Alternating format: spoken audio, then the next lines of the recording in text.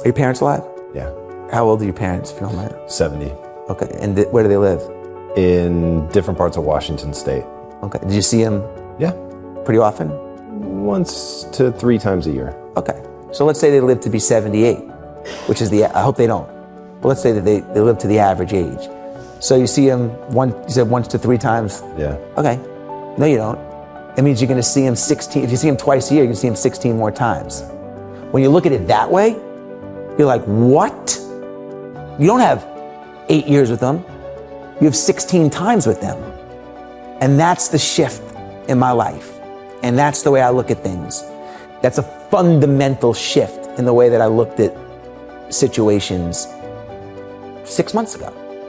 And it's created urgency, it's created a need to just like not put stuff off and to recognize like what's on your list of things that you want to do. So how is turning 50 affecting the way that you think? I'm super curious. It's just realizing that like it went so fast and realizing that there's so much that I want to do and being aware that your 70s are a different decade than your 40s and 50s. Then you have 20 years left. And when you put it in perspective of how many weekends there are, you know, there's only 52 weekends, and you start to look at it like that, you're like, I'm gonna be 80 in 30 years.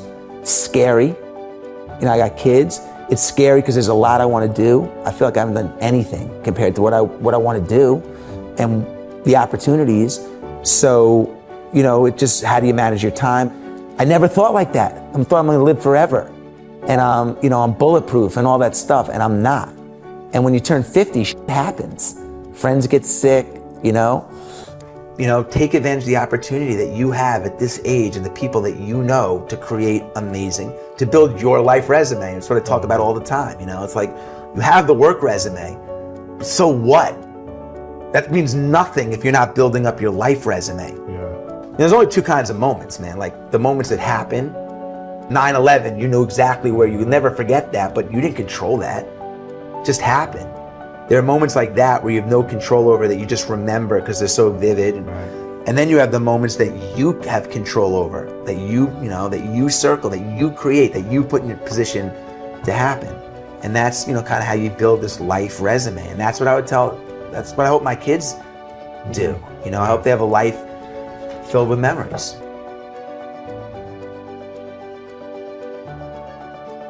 I lived on a monastery with 8 monks, 4 of which have been there for 50 years and 50 years. And I went there for 15 days. I think, you know, the obvious takeaways were just the simplicity of how the monks live is something I think everyone can benefit from. I realized immediately, you know already what you're gonna miss. You're gonna miss your family and your kids and your friends and some of the comforts. You know, I didn't want to give away some of the comforts that I had, but you also realize that how much, at least I did, in my daily life, how much time I spend and worry I spend on things that are irrelevant. And when I released that, I got so insanely creative and had so much energy because like thoughts, worry, all that, it's exhausting. Well, I think like everybody, I feel overwhelmed a lot still, even though I'm older now and I've had some success and failure, but I still have a lot of arrows that come at me all the time. Requests for my time, challenges at work, challenges raising kids. Being in a marriage, you know, is not easy. I mean, we have a great marriage, but it's not easy. It's work. Sure.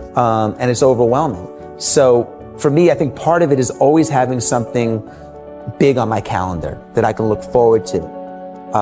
Every other month, I try to put something on my calendar for a weekend that I can really look forward to. So it helps me get through the tough times. And I like to have at least one really big challenge a year that kind of centers me and keeps me honest. And that's really helpful for me. And then the other thing that I do that really helps is I have a journal and I just take everything that's on my head and I keep it in a master journal. Doesn't mean I'm gonna get to it, doesn't mean it goes away, but it gets out of my head and it goes somewhere else to free up space in my head. And then I'll just work it off or I'll prioritize it from the master list. But just the act of taking all the stuff that's in your head, putting it on paper in one place where it lives is like really freeing and energizing. How do you teach somebody to look for those opportunities, to create those opportunities? Because everyone's going to hear the no, but 99.99999% of people just accept it. It's always having the end of the movie in my head and then filling in the script. So I knew I was going to leave there with a sale. I just had to write the script, and the script might change. There might be, call an audible and you have to rewrite the script, but the end of the script was always the same. I'm going to run 100 miles. Okay, well, how are you going to do that, Jesse? You're not like a crazy endurance runner. Well, then let's think backwards of how, but it starts with the end scene in the movie, even the exit. Okay, we're going to build this to sell. I don't know who I'm going to sell it to.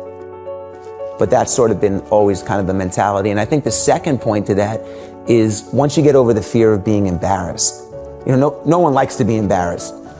But once you get over being scared of being embarrassed, it's super liberating.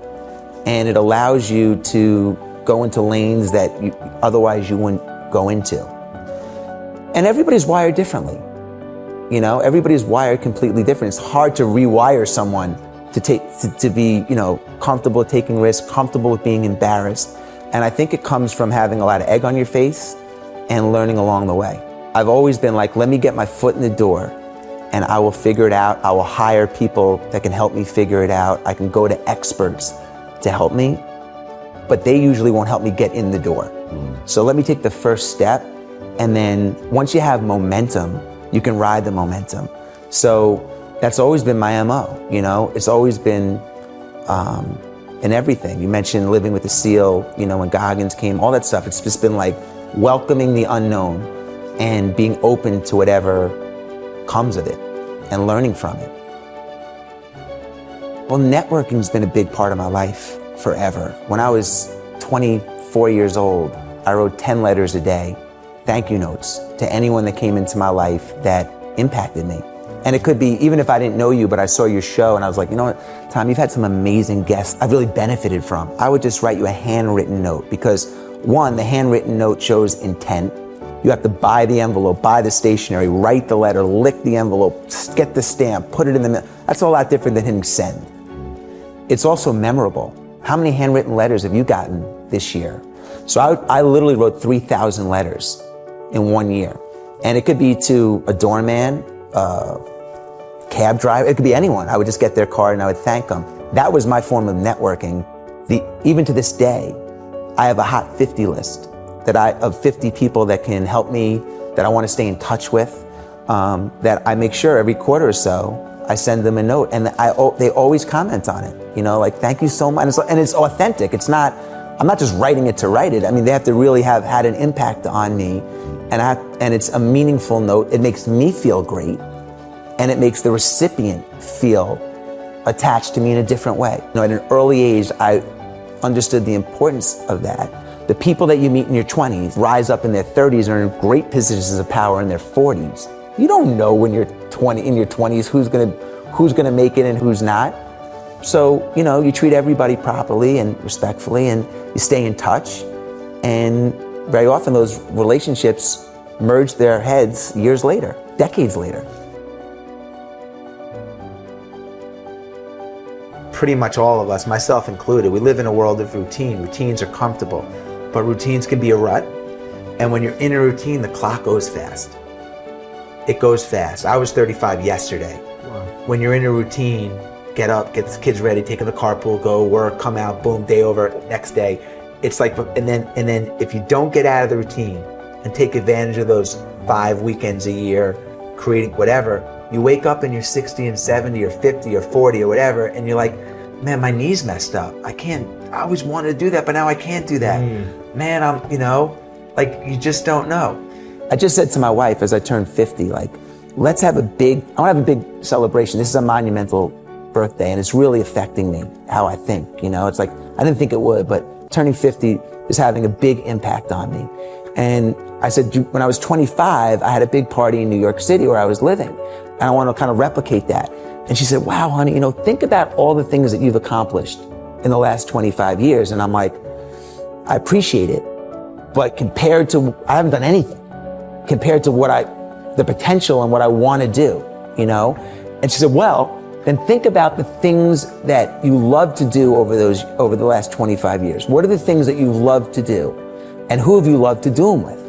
And for me, it's been the races, the travel, the this and the that. She said, well, look, put as much of that on your plate as you can with the people that you love to do it with in the next 25 years of your life. And that's sort of my mission statement. We invest so much time in our work resume, which is important, but I think it's equally, if not more important, to build your life resume, because that's really an indication of who you are and what you're becoming. And that's really a true look into your true body of work.